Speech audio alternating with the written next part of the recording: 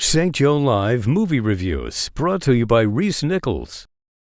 Directed by Michael Bay, 13 Hours, The Secret Soldiers of Benghazi follows a covert group of soldiers in charge of guarding an American ambassador during a dangerous time in Libya.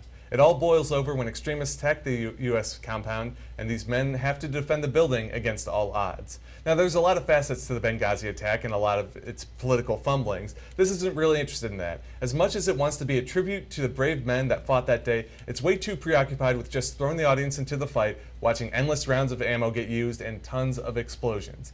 Bay is a blockbuster movie director, and this movie was clearly not right for him. We barely get to know these real-life soldiers besides their assigned personalities, but yet scenes about disillusionment and an addiction to war still land despite all of that. It's not good, but it's also not particularly bad. It just kind of exists when it could have been something great in the hands of a better writer and director. I give this movie 2 Joes out of 5.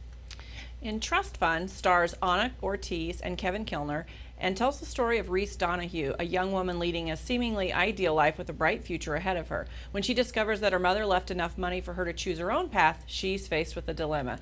This is the first feature film of husband and wife team Isaac Alongi and Sandra Martin.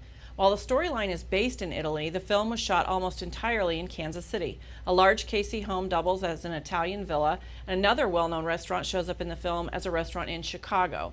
The duo felt like there was no better place to make their first movie than in their hometown of Kansas City.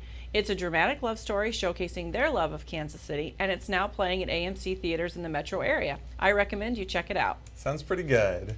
To read my review of 13 Hours, check out St. Joe Live in Friday's edition of the St. Joseph News Press, or go online to stjoelive.com.